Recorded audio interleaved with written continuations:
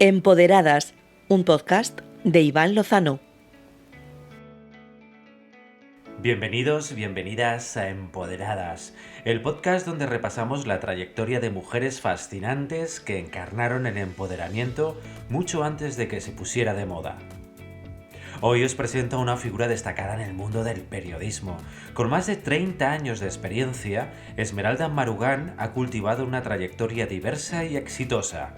Su dedicación y pasión por el periodismo la han llevado a desempeñarse en diversos medios de comunicación. Actualmente Esmeralda Marugán dirige, escribe y presenta el programa de radio Verde Esmeralda, transmitido en gran parte del territorio nacional y en Andorra a través de Libertad FM. Además, es la mente detrás del programa de televisión Confidencias, producido desde Alicante y dirigido a la Comunidad Valenciana a través de Prensa Ibérica. Pero eso no es todo. Esmeralda también ha dejado su huella en la Radio Nacional como directora y presentadora de La Tarde, en la cadena COPE, sustituyendo a la mítica y polémica Encarna Sánchez. Asimismo, con su voz cautivó a oyentes como conductora del programa nocturno Háblame de ti y como líder indiscutible de audiencia en Castilla y León con La Noche de Nunca Jamás. También presentó el programa V de Viernes en Televisión Española y ha participado como colaboradora en diversos programas de televisión y ha dejado huella en la revista Mía con la realización de entrevistas sociales y culturales. Esmeralda Marugán es mucho más que una periodista, es una defensora de las mujeres y de la justicia. Hoy, en Empoderadas, Esmeralda Marugán. Empoderadas. Hola Esmeralda Marugán, ¿cómo te encuentras? Hola Iván, pues encantada de hablar contigo, de reencontrarnos a través de esta otra manera de entender el periodismo y de hacer periodismo, de comunicar en definitiva. O sea que muy contenta de volver a escuchar a un vallisoletano en otras tierras y bueno, pues que se me sumen los recuerdos de una manera más fresca y sobre todo el ahora, ¿no? Es decir, no solamente ese ayer que no es tan lejano, pero bueno, que ha pasado tiempo, sino el seguir hablando de presente y de comunicación. Ujú. ¿Te sientes reflejada con la etiqueta de mujer empoderada?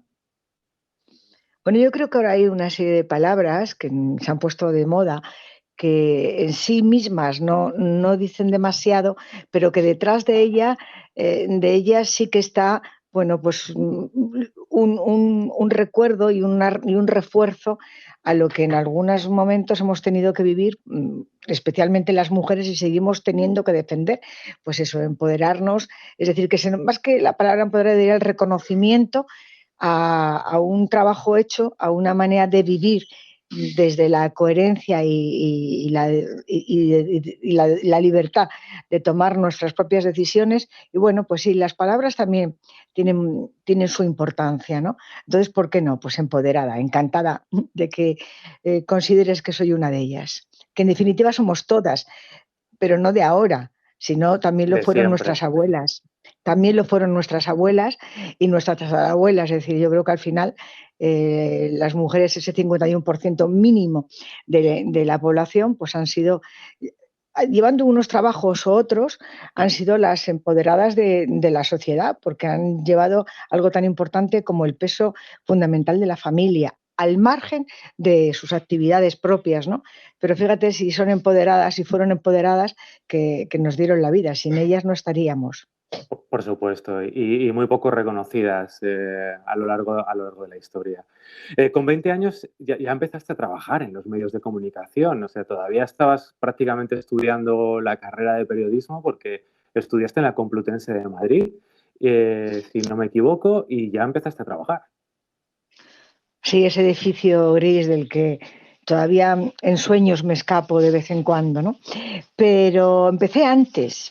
Lo que ocurre es que no empecé, lógicamente, como periodista, pero sí empecé en un medio de comunicación ¿Hola? Sí, sí, sí, te oigo perfectamente. Es que pensabas, parece que se había ido. No, empecé en un medio de comunicación cuando tenía 16 años. Empecé de telefonista y agradezco muchísimo haber empezado en ese gran medio porque, y lo he repetido ya más de una ocasión, yo no soy la que más sabe de periodismo ni de comunicación, pero lo que tengo claro es que sí aprendí con los que más sabían. Yo empecé en Cambio 16, estar en ese grupo 16, para mí ha sido la mejor universidad, al margen de estar en el edificio gris de la Complutense, ¿no? Del que, bueno, pues guardo esos recuerdos que cada vez se van conservando más, aunque sean irreales, de tu época de estudiante, pero yo nunca fui una estudiante típica, ¿no? Porque yo tenía que trabajar y entonces, en realidad, mi mayor escuela era la redacción de Cambio 16 como telefonista o trabajando en otras actividades del grupo del que fui cambiando, ¿no? Pero bueno, compaginar la universidad, que creo que sí era importante también, esa base, pero si no hubiese sido por aquellos grandes de la comunicación de Cambio 16, bueno, pues no sé si hubiera creído tanto en el periodismo como sigo creyendo, ¿no? Y qué momentazo, ¿no? Empezar en un sitio como Cambio 16, un medio que desgraciadamente ya desapareció, pero qué escuela, ¿no? Y qué periodismo, ¿no? Se hacía entonces. Sí, sí, sinceramente, para mí me parece que, si por un lado estaría bien tener 20 años menos, ¿no? Porque nos quedan 20 años más de vida, pero si yo hago un balance correcto de mi vida profesional, incluso de la personal también, creo que el haber nacido en el año que nací y haber vivido esas experiencias en esos tiempos, eh, a mí me parece impagable, porque creo realmente que no han tenido ese mismo privilegio las siguientes generaciones, ¿no? En todo. Primero porque era el despertar de un país que estaba en blanco y negro, ¿no? Por circunstancias que todos sabemos y si no las sabemos deberíamos de saberlas, ¿no? Para no volver al lugar del que salimos, a pesar de que creo que queda mucho pendiente de aquello que no se logró, aunque nos quisieron convencer de que sí, ¿no? Esto que se llama democracia. Pero creo que quienes tuvimos el privilegio de vivirlo y encima haberlo vivido en primera línea, aunque en el caso mío era una jovencísima cría lo único que tenía era muchísimas ganas de aprender y de saber, bueno, creo que fui una afortunada de trabajar en esa época, en ese medio y de vivir en esa época también en una ciudad como era Madrid, ¿no? Ahora creo que hay otro Madrid, pero aquel Madrid era un Madrid que te enseñaba a vivir y sobre todo también te enseñaba a elegir lo que querías y lo que no querías en tu vida, lo que yo no quise en mi vida, ¿no? ¿Y qué es lo que no quisiste en tu vida? Bueno, pues de aquella época tuve la suerte de no querer probar las drogas, por ejemplo, ¿no? Entonces eso me permitió vivir con los ojos más despiertos, ¿no? Porque era la época de la teórica movida Sí, y eso lo que hizo fue pues volver a dormir a la juventud, ¿no? Y creo que eso fue bueno, a mí me parece que fue una maniobra desde la propia política, creerse que la libertad era drogarse y creerse que la libertad era salir en pelota en ciertos medios, ¿no? Creo que ahí fue una trampa importante del propio estilo de vida. La democracia tuvo también esas consecuencias donde muchas personas, mujeres y hombres, gente muy joven, pues se quedó en el camino. Y yo era muy niña, pero veía cómo se iban quedando en el camino. Y aprendí a decir no dentro de eso que para mí era tan nuevo, ¿no? Porque yo ujú, venía de una familia pues muy normal, ¿no? De lo que ujú, se llamaba tradicional, emigrantes de Castilla y León que llegaron a Madrid pues a buscarse una oportunidad de vida, ¿no? ujú. Y bueno, y de Madrid te vas a la capital de Castilla y León, a Valladolid, a trabajar en radio, ¿no? Sí, bueno, eso fue, yo digo que tengo que deshacer todavía las maletas, ¿no? Del viaje del que nunca he vuelto. Fue una casualidad desde la vida. Yo quería, no, en realidad lo que quería era liberarme de una situación familiar donde mis padres todavía no entendían que su hija había tomado la determinación de continuar una vida con su hija. Yo ya tenía una niña muy pequeña, pero una niña, Ujú, y lo que quería era que mis padres entendieran que me había divorciado de un señor estupendo para ellos, que también lo era para mí como persona, sigue siendo una gran persona, pero con la que no quería compartir el resto de mi vida, ¿no? Entonces, en realidad creo que fue esa huida, ¿no?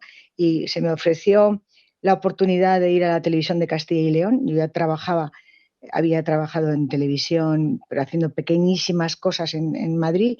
De hecho, me habían ofrecido marcharme a México, a Televisa, pero tan valiente no era y Valladolid estaba más cerca. Y bueno, fue pues como una huida hacia adelante, como la mayoría de las cosas que he hecho en mi vida, la verdad. Ujú. Bueno, también estabas triunfando, yo creo que fue la etapa posterior cuando estabas en COPE Valladolid, ¿no? Que estabas triunfando con un programa de radio y de repente te llaman para sustituir a una persona que tú tan siquiera ni conocías y has asegurado muchas veces que ni siquiera escuchabas, que era Encarna Sánchez, ¿no? ¿Cómo cae para ti una noticia así? Bueno, las cosas al final son de casualidad, pero son casualidades buscadas, ¿no? Que yo, efectivamente, aparte de estar en la televisión de Castilla y León, en esos momentos hacía un programa que no voy a olvidar nunca, La Noche de Nunca Jamás. Sinceramente creo que en radio es lo mejor que he hecho, y porque encima era la noche, era romper con con esa manera de entender la radio, que solo se hacía desde las grandes capitales como Madrid o Barcelona, y nosotros en aquella época COPE teníamos más audiencia en Castilla y León.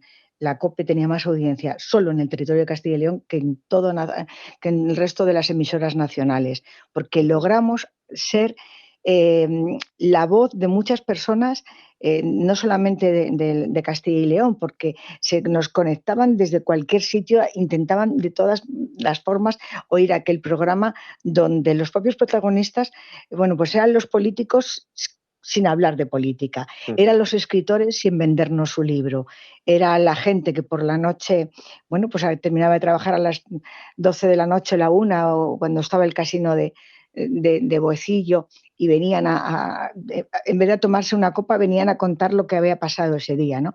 Volví de un viaje que habíamos dejado unos programas grabados y a la vuelta ya no tenía La Noche de Nunca Jamás. Y me quedé, pues eso, sin programa. Y de repente, a los 15 días, tuve la oportunidad de volver a COPE a hablar, a saber qué estaba pasando, qué iba a pasar con mi vida profesional, si les seguía interesando. Y bueno, pues yo iba a hablar de un programa de noche que íbamos a empezar en Madrid, Ujú. Para pero toda España. también para toda, sí, en principio iba a ser para Madrid Comunidad, ¿no? Ujú. Independiente a lo que habíamos hecho en Castilla y León. Y fui a hablar con el director de entonces, que coincidía que era el mismo que me había despedido, pues como 15 o Ah, 20 días antes de Castilla y León, ¿no? Pero bueno, esos son los cambios que tiene la vida. A mí me volvían a llamar y me volvía a llamar la persona que me había despedido, porque en ese momento él estaba trabajando ya en Madrid como director de COPE Madrid de programación, que era Francisco Temprano. Creo que también te sonará a ti sí, sí, sí, lo el conozco. nombre de ese profesional, ¿no?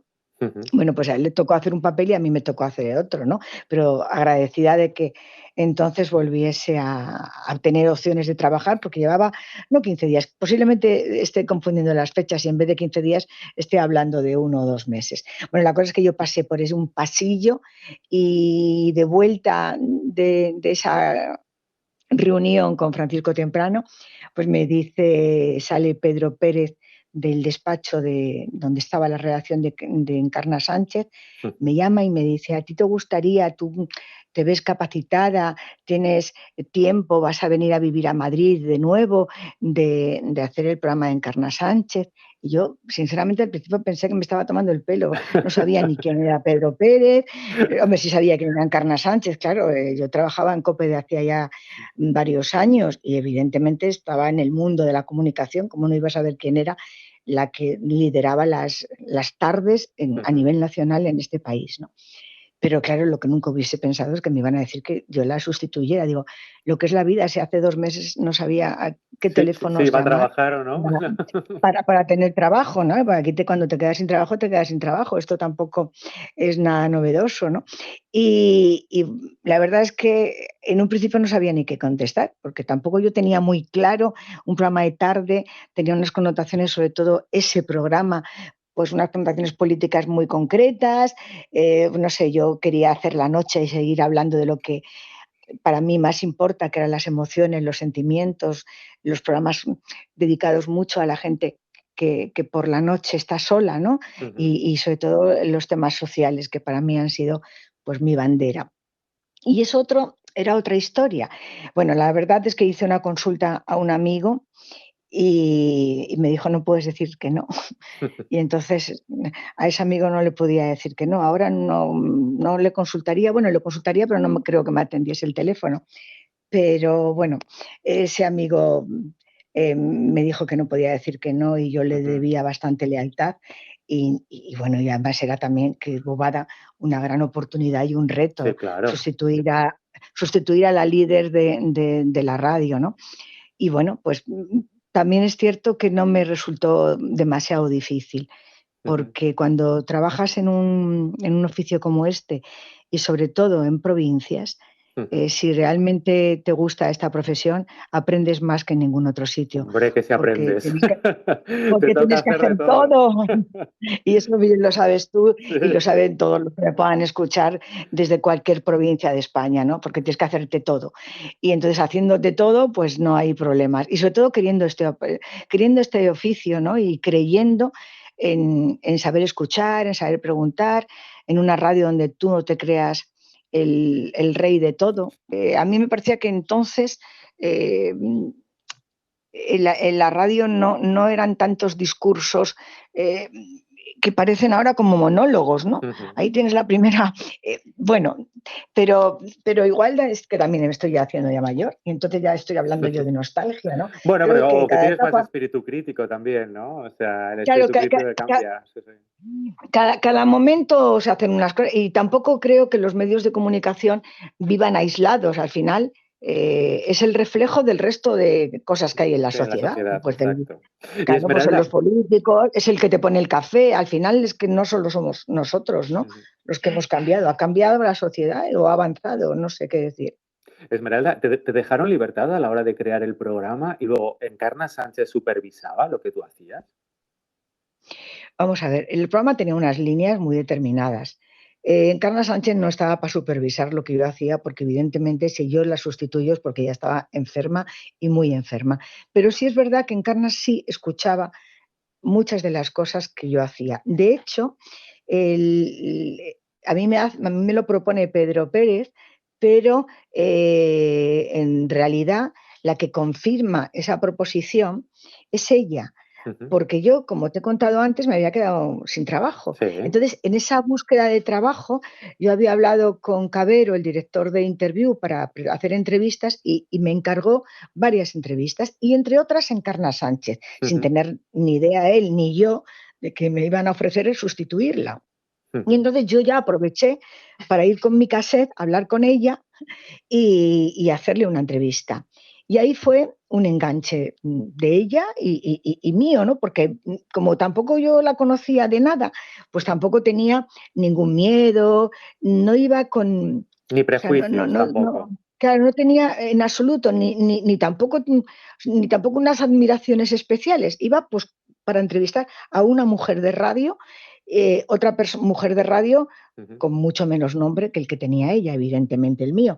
Y entonces le hice una entrevista mirándola a los ojos y como yo hacía las entrevistas en Ujú. Valladolid, a cualquier persona que estuviese en el programa ese día y tocase la entrevista que además se llamaba La noche que me quieras. Pues así empecé con ella. Y cuando salió del estudio pequeñito de su despacho, bueno, pues salió diciendo que yo era la mejor, que la iba a sustituir mejor que nadie. Bueno, a mí, claro, pues ¿cómo no te va a halagar que alguien te diga así, Claro. esos piropos, sobre todo si te lo está diciendo una profesional? Yo me encontré muy, muy a gusto con ella, porque me parece que nos entendíamos a la hora de hablar sobre todo nos entendíamos en los silencios, ¿no? Porque yo le pregunté si a ella.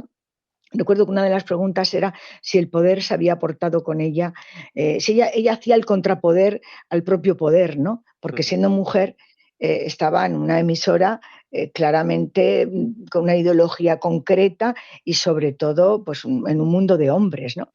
Y bueno, ella le debió de gustar la pregunta y contestó con bastante franqueza, ¿no? Ujú. Y bueno, pues ahí, y entonces decidió que esa entrevista se emitiera al día siguiente en el programa, ¿no? En su programa. Ah, qué bueno. Lo que para mí, y así empecé yo mi relación profesional con Encarna. De hecho, cuando más hablé con ella fue en esa entrevista y luego otra posterior cuando ya hizo ella, porque todavía pudo hacerlo ella, el primer programa, que fue mi primer programa con ella, ya en Marbella, en su casa de Marbella, que en definitiva lo hizo ella, porque Ujú. todavía estaba bien. ¿Y cómo fue ese primer programa? Cuéntame, Esmeralda, que tiene mucha chicha. Bueno, pues mira, fue pues con menos chicha, si es que al final las cosas son menos morbosas de lo que queremos ponerla, ¿no? Poner la historia. Ese programa, estábamos en Marbella, habíamos sido parte del equipo y ella, para ella era muy importante hacer ese programa en su casa, ¿no? Era demostrar que desde su reinado iban a ir, pues, iban a comer de su mano todos, Ujú. incluida la propia emisora para la que trabajaba. Y bueno, todavía vivía Jesús Gil y bueno, todos sabemos un poco la manera de entender Marbella, la Marbella de Jesús Gil. Y ella lo hacía en su casa, fuimos parte del equipo y yo iba a empezar como reportera con ella en ese programa, ¿no? Porque la parte emocional y la parte que tuviese que ver un poco pues con no sé cómo explicarme, con los sentimientos, Mm. donde pudieras enganchar a la gente, era lo que más buscaba, ¿no? Entonces, Jesús Gil había creado un centro para toxicómanos, ¿no?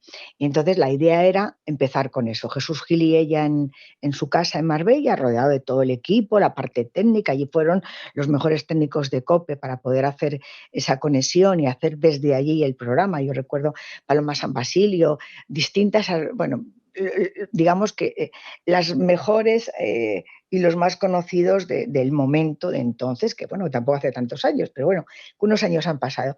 Y yo estaba, en teoría yo iba a empezaba Encarna con Jesús Gil y la conexión se hacía conmigo, que estaba en ese centro de Ujú. toxicómanos que había creado Jesús Gil, bueno, pues para demostrarle a la población lo maravilloso que eran sus inversiones, quitando a los pobres de la ciudad, que eran los que molestaban, ¿no?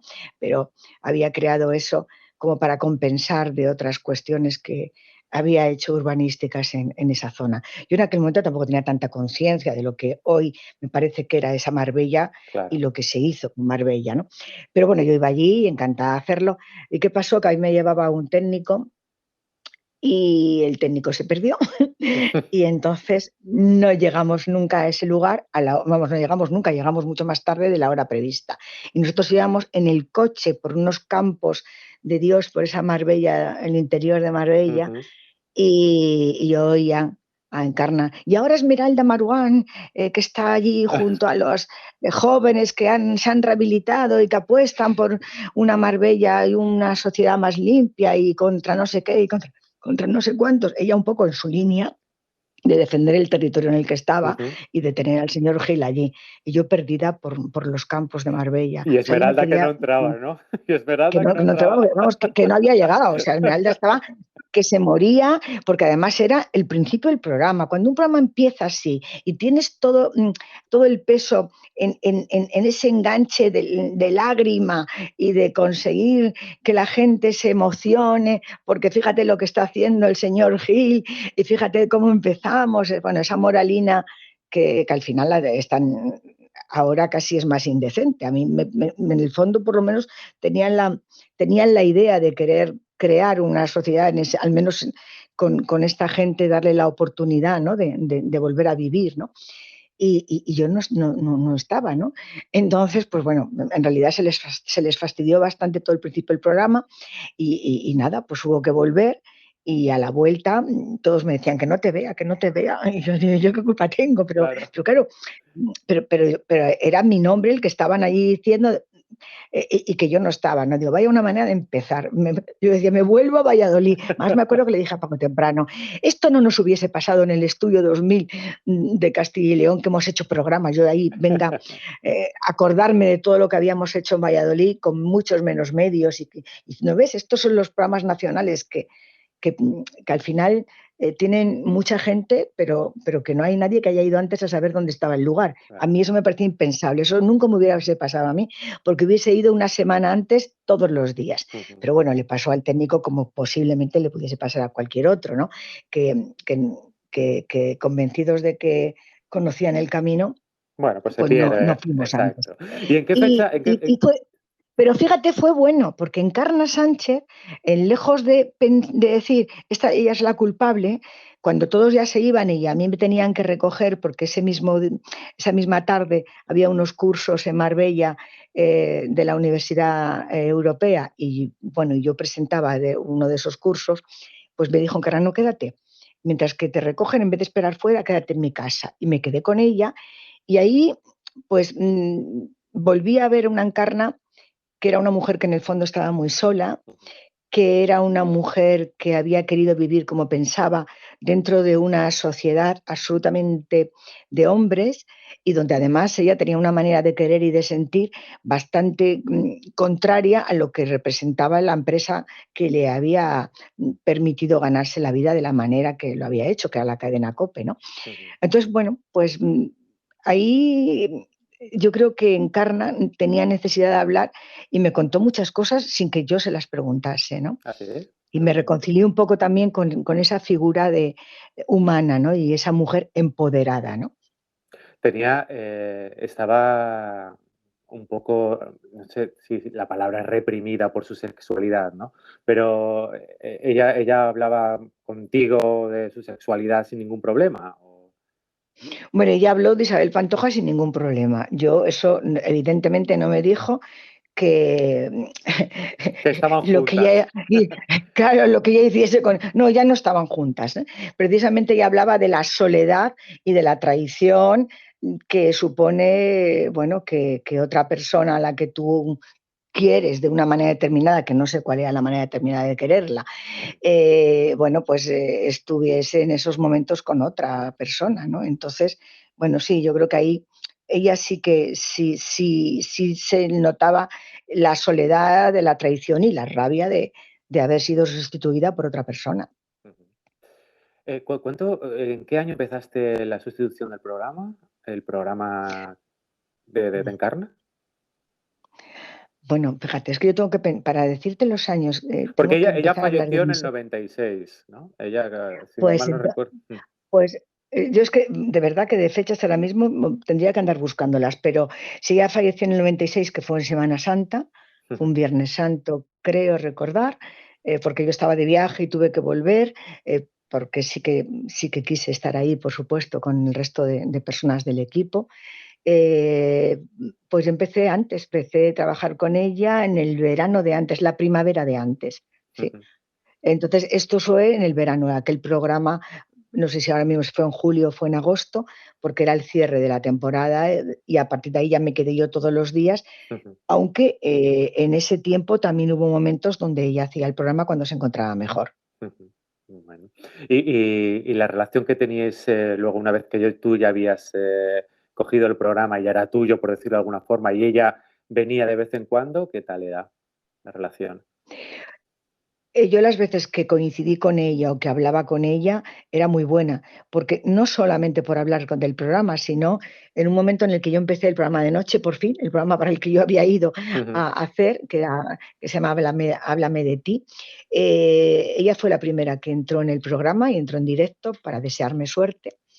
Y me decían, no va a entrar a las 12 de la noche. No, a las 12, yo entraba en el programa de la noche, entraba justo cuando acababa García, es decir, cuando le daba la gana a García, que podría ser a veces, claro, era la 1:45, la 1:45, ¿no?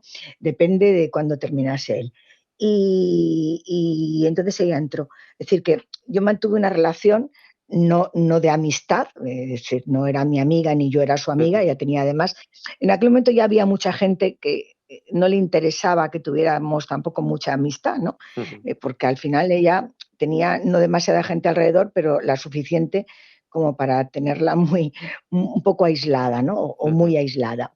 Y yo en realidad con quien hablaba y con quien además mantuve una relación estupenda fue con Pedro Pérez, que fue el que me contrató de alguna manera y el que me conocía y me conocía porque yo iba a hacer entrevistas a ese estudio, al estudio pequeñito, para la televisión, o sea, para la radio de Valladolid. Yo me iba con mi propio técnico, que era bueno, no era mi técnico porque no trabajaba en producción, pero aprendió a llevar la parte técnica, que era una chica de Valladolid, y se venía conmigo y yo hacía entrevistas. Entonces le sorprendía que alguien de fuera consiguiera pues entrevistados de primera línea, porque claro, yo si me iba de Valladolid a Madrid pagándome mi viaje, que entonces no me lo pagaba la COPE, para hacer entrevistas tenía que ser primera figura de todo lo que Claro. fuese, ¿no?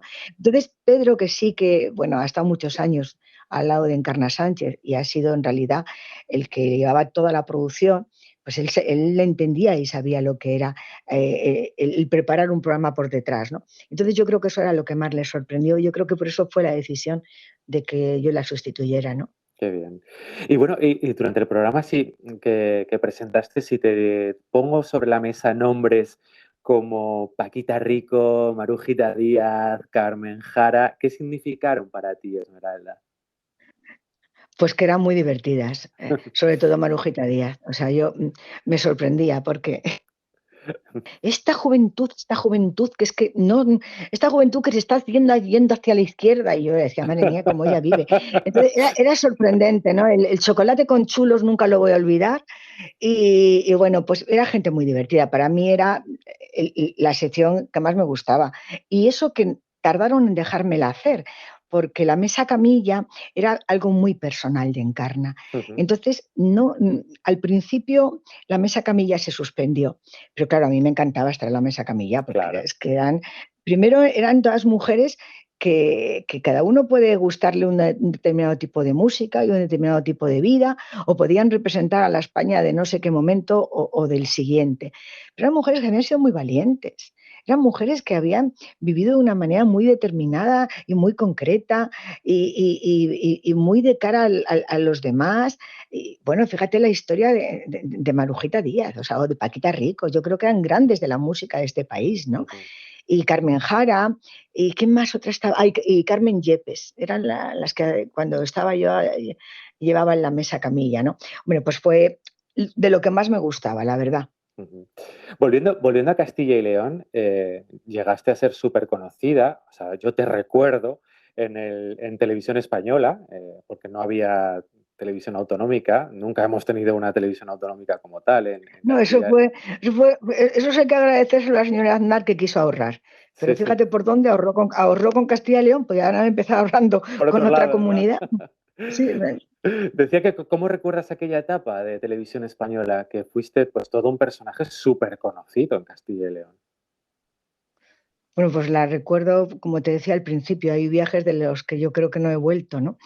Eh, la recuerdo muy bien, la recuerdo muy bien, porque, bueno, había una gran dosis de inocencia, de atrevimiento, de ingenuidad y de ponerme el mundo por montera, Ujú. porque yo no tenía, cuando llegué a Valladolid no tenía nadie allí más que la persona que llevaba a mi lado, que era mi hija.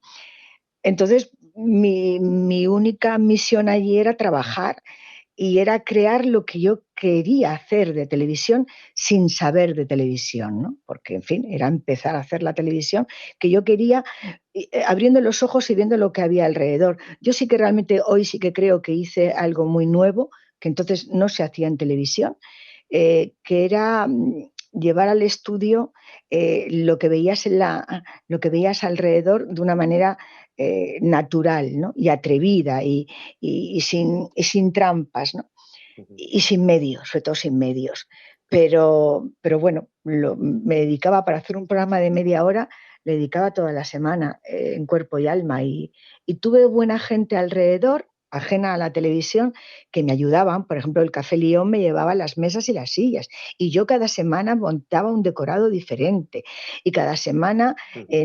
en media hora a lo mejor llevabas 4 o 5 personas de fuera que venían la mayoría de Madrid, bueno, tenía buena agenda. Es cierto que haber trabajado en Cambio 16 me Claro, había eso es permitido fundamental. tener tener muy buena agenda. Y la gente a veces, porque decía, ¿y esta loca qué estará haciendo allí, no? Yo recuerdo que empecé con Joaquín Sabina y con La abuela rockera.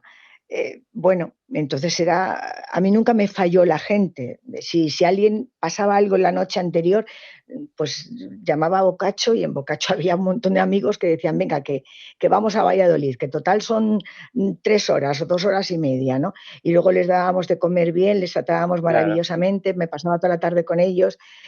Al principio, la base de esos programas eran los artistas que estaban en promoción con las discográficas, que por ahí pasaron todos, incluido Julio Iglesias, y bueno, y luego ya pues empecé a fijarme también en que había gente en Castilla y León que tenía cosas que contar, ¿no? Que al principio quizá eso fue un fallo porque yo miraba para Madrid, que era de donde venía, ¿no?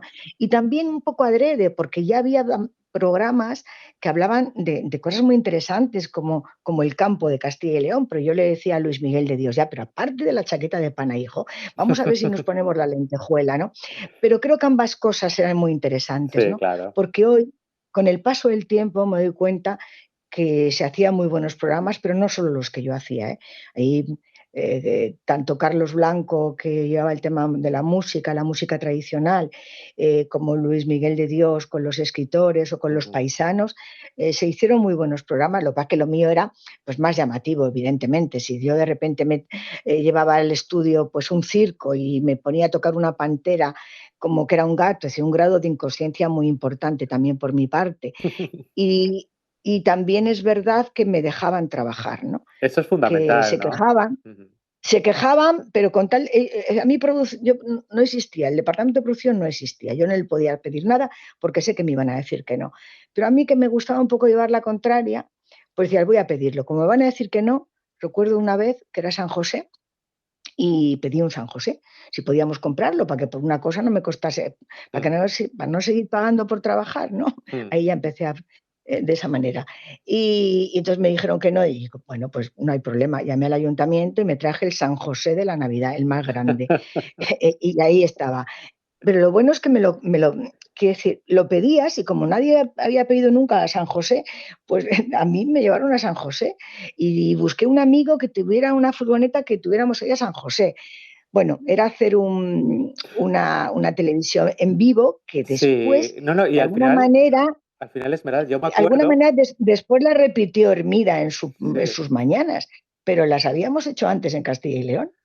Bueno, Esmeralda, has entrevistado a muchísima gente, has podido tener el privilegio. Yo te digo que cuando estuve trabajando en Valladolid lo intenté en numerosas ocasiones, pero no lo conseguí. Es una de mis espinitas profesionales, pero tú sí que lo pudiste hacer, y es entrevistar al gran escritor de Valladolid, Miguel Delibes.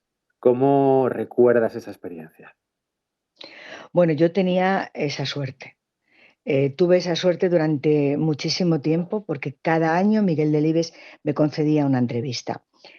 Bueno, tampoco sé por qué, simplemente tuve esa oportunidad y en esa entrevista, que fue cuando publicó, en esa primera entrevista, que fue cuando publicó él el libro de Mujer de Gris sobre fondo rojo, creo que ese es así el título, que era un libro en el que quizá el libro más intimista de Miguel, ¿no? Porque es en el que se permitía hablar de sus sentimientos, ¿no? Como buen castellano, hablaba muy bien y juntaba las letras, a mí me parece como de los mejores, pero más de lo que veía que de lo que sentía. Y en ese momento se dejó llevar, ¿no? Y hablaba de ella, de su mujer. Entonces, yo leí el libro la noche anterior y ella se ponía un hilo en, en el dedo, decía en ese libro, recordando cuando se enfadaba con él, para que no se le olvidara que se había enfadado con él, porque si no se le olvidaba y al final él siempre hacía lo que quería. Y eso lo contaba Miguel en el libro. Entonces yo empecé el programa con ese hilo en el dedo, ¿no? Y me identifiqué en muchas cosas con esa mujer que en definitiva pues era eso, el sentir de las mujeres que quieren tener su lugar en la sociedad, ¿no? Que aparte de madres y de esposas, pues son personas que por sí mismas tienen mucho que decir, por mucho que se las hubiese callado, ¿no? Entonces ahí yo creo que él se sintió como que le enternecí con ese gesto, ¿no? Y sobre todo me había leído el libro.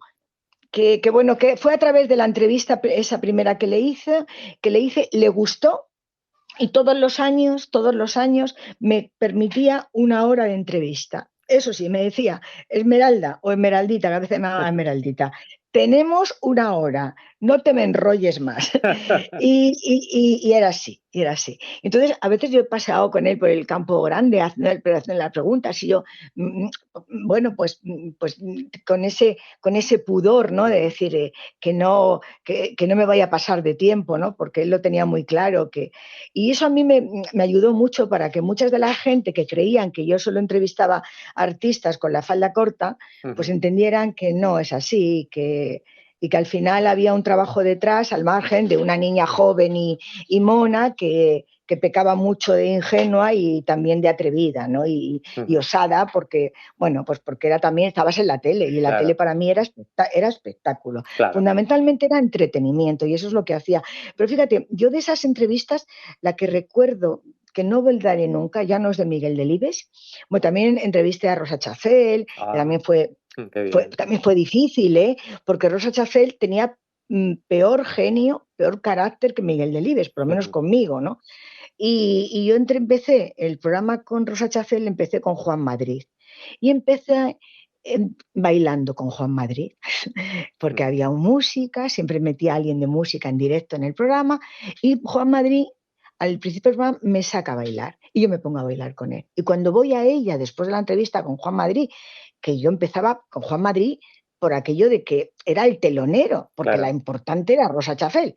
Y lo primero que me dice Rosa Chacel es que qué poca vergüenza había tenido en directo por ponerme a bailar ahí de esa manera, con ese señor de barbas, teniéndola a ella mirando. Y yo no sabía dónde meterme. Madre mía. Doña Rosa, usted, el feminismo, que entonces no decía feminismo, pero decíamos la igualdad de las mujeres, decía, estáis locas las niñitas que queréis ahora la igualdad, no vas a saber lo que os va a costar perder algunas cosas. Era así, ¿eh? Esa sí tenía un genio. Pero luego también gracias a ella gané un premio, me dieron el premio Francisco Cosido, gracias a ella, del periodismo, ¿no? y a Torrente Ballester, que eso también era, bueno, al final, pero cada persona tenía cosas que enseñarte, ¿no? Y de las que aprender. Yo recuerdo una entrevista con uno de los topos de León, que para mí, a medida que pasa el tiempo, más considero a esa persona. Había estado durante muchísimos años, todos los años de la nueva democracia y de la posguerra, escondido porque le hubiesen matado. Sí. Comentabas antes que también te estás dedicando actualmente a hacer bastantes artículos e información sobre justicia, ¿no? ¿Qué es la justicia? Se lo preguntes a los jueces y te dirán, bueno, eso sería como hablar con Becker, ¿no? Decir, poesía eres tú. Pues a mí, desde luego, si se lo pregunta a un juez, no le podré decir que justicia es él en general, ¿no? Hay algunas excepciones.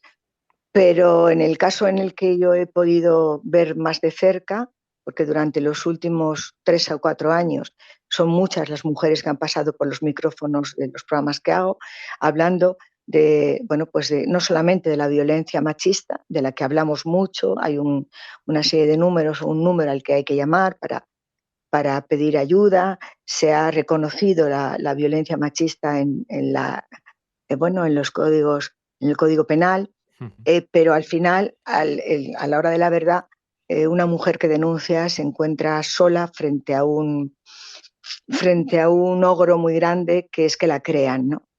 Y sobre todo cuando esa mujer lo que denuncia es algo mucho más grave todavía que la propia violencia contra ella, ¿no? Que es contra la violencia de los niños, de las niñas y de los niños, de las criaturas. Fundamentalmente, si en esa violencia hablamos de violencia sexual, ¿no? Hay algo que queda pendiente en la sociedad, que es reconocer lo que por otra parte sí reconocen algunos organismos que viven además gracias a las víctimas que denuncian, ¿no? Como puede ser pues la Fundación ANAR, ¿no? La Fundación ANAR no hace demasiado tiempo daba a conocer una de sus últimas encuestas donde nos decían unas cifras que a mí me parecen escalofriantes, ¿no? Me parecían hasta increíbles, que cada 5 niños, 2 son abusados dentro del ámbito familiar en nuestro país.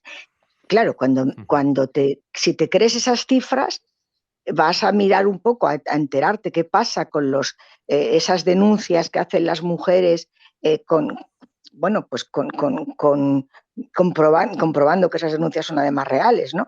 Y porque ves los informes médicos, porque hablas con las madres, porque no te puedes creer que nadie pueda denunciar esto sin ser real, porque no es real que lo denuncien sin ser cierto. Sobre todo porque lo que hay que hacer es escuchar a los niños. Y los niños no pueden mentir, no pueden fabular de una cosa que no ha existido. Un niño no puede hablar de lo que me mete papá en la boca que sabe a pis, si no es real. Un niño de 3, 4, 5, 6 años, ¿no? Y yo he tenido testimonios escalofriantes. En realidad, echo de menos poder volver a hacer esas entrevistas donde tenía a los artistas de la CBS, ¿no? Porque lo que he hecho en el último tiempo es mucho más duro, más real y está pasando ahora en España. La falta de credibilidad por parte de la justicia y sobre todo no solamente de los jueces, de todos los equipos psicosociales en los que se apoyan los jueces, mujeres y hombres, para poder llegar a una sentencia, ¿no? Es terrible.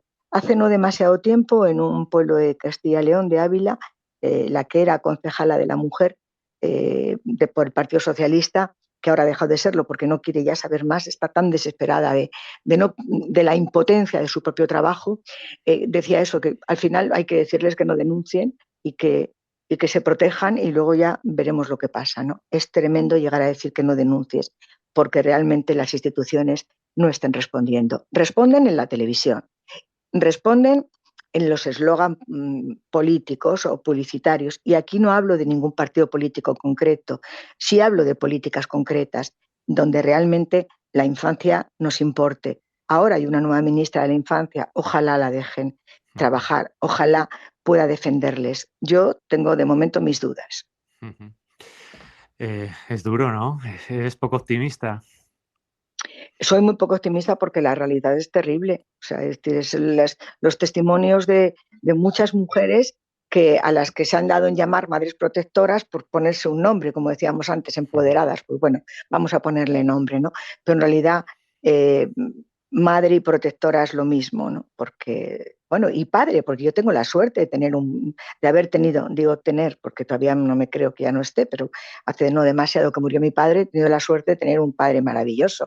Pero en el caso de las mujeres a las que he podido entrevistar, me ha parecido terrible la situación de injusticia judicial, fundamentalmente judicial. ¿Y entonces qué tiene que cambiar, Esmeralda? Pues tenemos que cambiar todos. O sea, lo primero, lo que no tenía que existir semejantes atrocidades, ¿no? Semejantes humanos capaces de abusar de sus propios hijos o de maltratar, ¿no?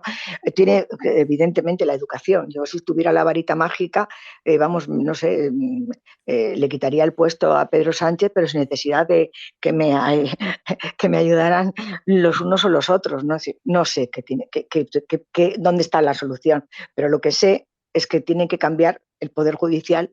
Para empezar, tiene que ponerse en el lado de quienes están escuchando. Tienen que tener tiempo para poderte escuchar, que eso también puede que sea una de las consecuencias de la injusticia, ¿no?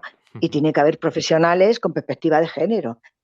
Fundamentalmente, tenemos que considerar a los niños y a las niñas como seres humanos, como personas. Es decir, el que no voten no les da derecho a que no les creamos.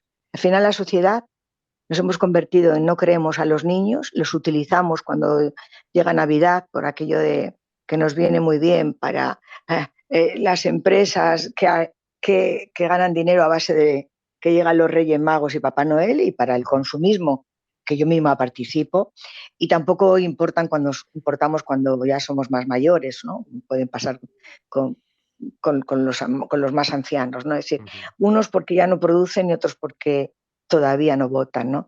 Creo que ahí hay una laguna muy importante, mucho más que sacar banderas a la calle. Me da igual de qué color sea la bandera.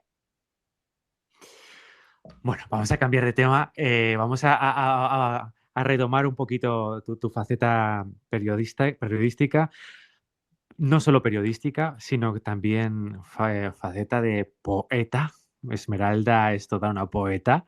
De hecho, en el programa de Encarna Sánchez tú empezabas siempre recitando una poesía de amor. En tu página web, en esmeraldamarugan.es, también tienes una sección con algunos de tus poemas. ¿Qué te aporta este género literario, Esmeralda? Yo no sé si yo soy poeta y si me puedo meter dentro del género literario. A mí me ayuda a vivir desde que he nacido. Yo recuerdo escribirme lo que me pasaba, así a veces con rimas malísimas y otras con verso libre, desde que me recuerdo, ¿no? Todos los programas de toda mi vida los he empezado así. Eso sí se lo agradezco a Encarna porque evidentemente no tenía nada que ver con lo que ella empezaba, ¿no? Yo pedí eso simplemente, para que el programa tuviese algo que ver conmigo, porque el resto del programa, después del poema, era la línea lógica de ella, porque era su programa y era su equipo, pero me permitía empezar hablando de amor en un programa de Encarna Sánchez, donde que en aquella época tocaba meterse con Felipe González, ¿no? Bueno, pues no, yo podía empezar hablando de lo que me pasaba, ¿no? De amor o desamor, casi siempre iba muy unido, o con lo que me había ocurrido pues 2 minutos antes, porque yo, como el pan, lo quiero recién hecho, ¿no? Y espero a escribir al último momento. Mañana tengo un programa y todavía no he empezado a escribir ni una sola línea de lo que diré cuando empiece, ¿no? Bueno, es una manera de desnudarme conmigo misma, ¿no? Y de entender mis propias contradicciones, ¿no?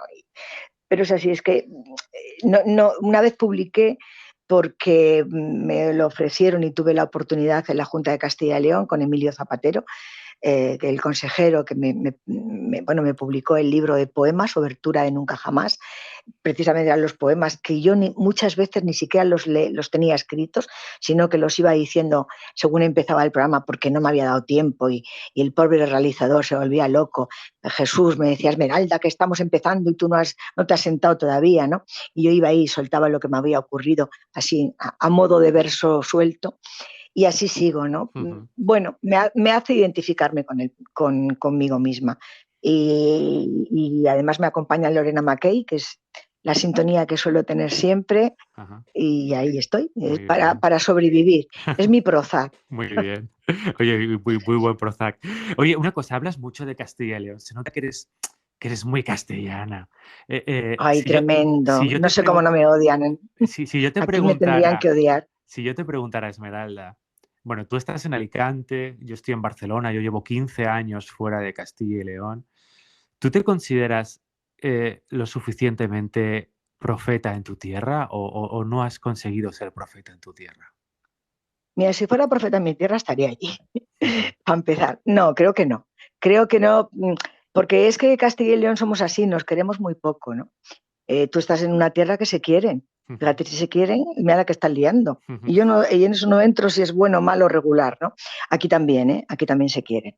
De otra manera que los catalanes, porque entre ellos se quieren menos, porque no se quieren mucho los alicantinos con los valencianos y con los castellanos, con los de Castellón, pero también se quieren.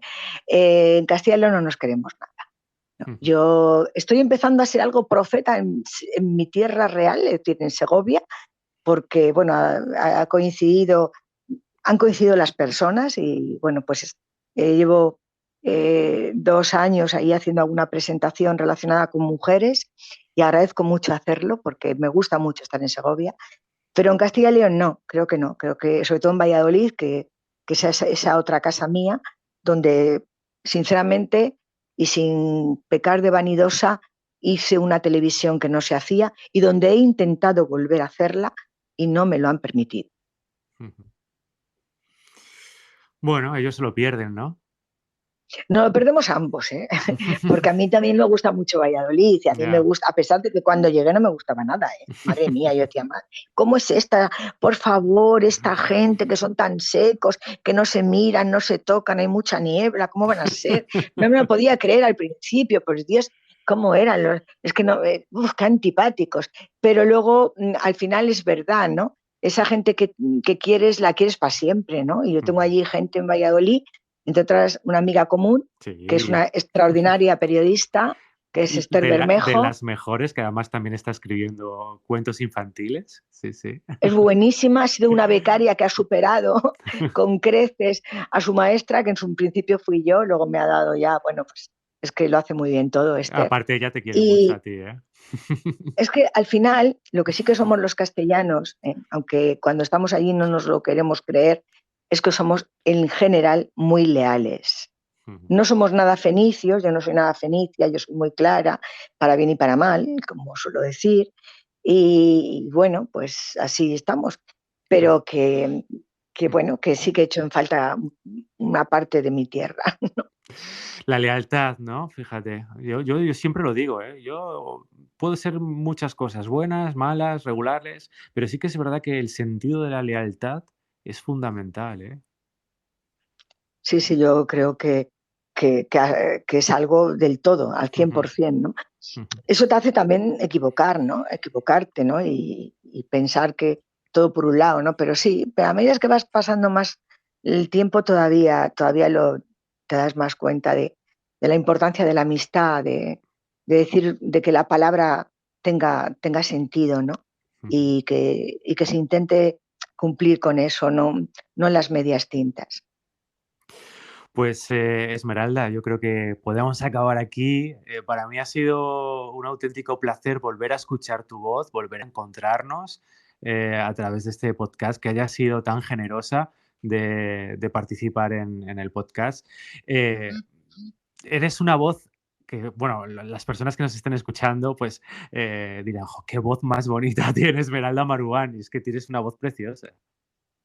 Y muchísimas gracias, Iván. Yo te agradezco que estés haciendo esto porque sé que mientras que las nuevas generaciones estéis estáis queriendo también abriros a las nuevas tecnologías, que yo soy muy cerrada, pero tengo que ir abriéndome porque están aquí y también es una manera de comunicar y de llegar a quienes nos puedan escuchar, ¿no? Entonces creo que mientras que haya alguien que haga lo que estás haciendo tú, nuestra profesión no va a morir, ¿no? Y no se va a morir nunca, aunque venga la inteligencia artificial a poner nuestra voz. Gracias, adiós. A ti. Empoderadas, un podcast de Iván Lozano. Escúchalo en Spotify y en las principales plataformas de podcasting.